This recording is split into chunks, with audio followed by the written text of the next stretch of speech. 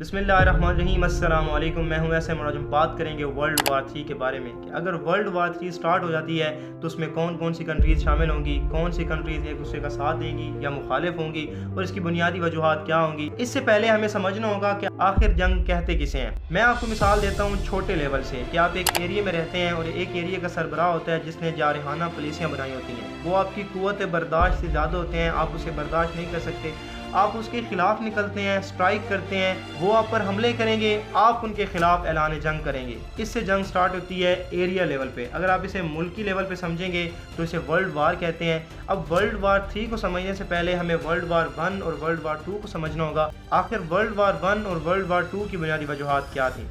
World war 1 की बुनियादी वजह गर्विलो प्रिंसेप का आर्च डेविक पर हमला था। गर्विलो प्रिंसेप बोस्नियाई का सरप्रेस्ट था जो कि बोस्निया को ऑस्ट्रिया के जारहाना पुलिसियों से आज़ाद कराना चाहता था। गर्विलो प्रिंसेप ने 1914 में आर्च डेविक फ्रांस फर्नांडिस और उसकी बीवी सूफी को कत्ल किया, जो कि बड़ी वजह था वर्ल्ड वार 1 में।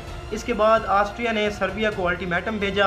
अब रूस सर्बिया का हिमायती था और जर्मनी ऑस्ट्रिया का हिमायती था, जिससे ये तमाम कंट्रीज इस जंग में इन्वॉल्व हुई थी। उसके बाद ये जंग चली और बहुत सारी तबाही का बायस बनी। गूगल अप्रॉक्सीमेट नंबर्स के अकॉर्डिंग बताया जाता है कि वर्ल्ड वार 1 में तकरीबन 37 मिलियन अमवात हुई थी, जो कि बहुत बड़ा नंबर है। अब हम आते हैं वर्ल्ड वार 2 पर। वर्ल्ड वार 2 की बुनियादी वजह यह थी कि जर्मनी ने हमला किया था पोलैंड पर सितंबर 1939 में। उसके बाद बरतानिया और फ्रांस ने ऐलान जंग किया। जो जर्मनी की हिमायती थे जर्मनी की हिमायत में आए और जो बरतानिया और फ्रांस के हिमायती थे उनकी हिमायत में आए। इससे वर्ल्ड वार 2 स्टार्ट हुई। उस वक्त एडोल्फ हिटलर जर्मनी का सुप्रीम लीडर था, जिसने लीड किया जर्मनी को और फ्रांस और बरतानिया को शिकस्त दी थी। ये जंग 1939 से 1945 तक चली और गूगल अप्रॉक्सीमेट नंबर के अकॉर्डिंग बताया जाता है कि इस जंग में, जो कि 7 साल तक चलती रही थी, इसमें तकरीबन 50 मिलियन से 80 मिलियन डेथ्स हुई थी, जिसमें मिलिट्री ऑफिसर भी थे, स्टूडेंट भी थे और बहुत से सिविलियंस भी थे। वर्ल्ड वार 1 और वर्ल्ड वार 2 के बाद हम समझते हैं वर्ल्ड वार 3 को कि आखिर इसकी बुनियादी वजह क्या होगी। वर्ल्ड वार 3 की बुनियादी वजह इसराइल का फ़लस्तीनियों पर हमला होगा।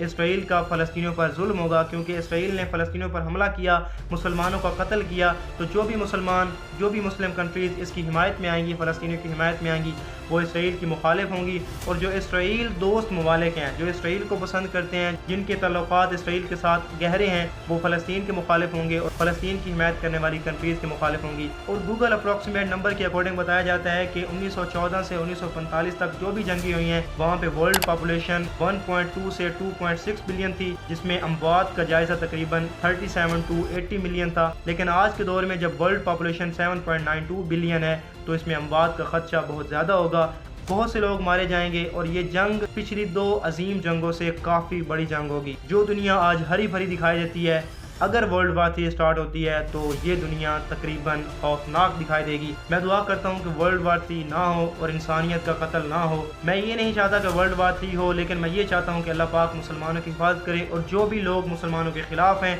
जो भी लोग मुसलमानों के कत्ल में शामिल हैं, अल्लाह पाक उन्हें निस्त व नाबूद करे।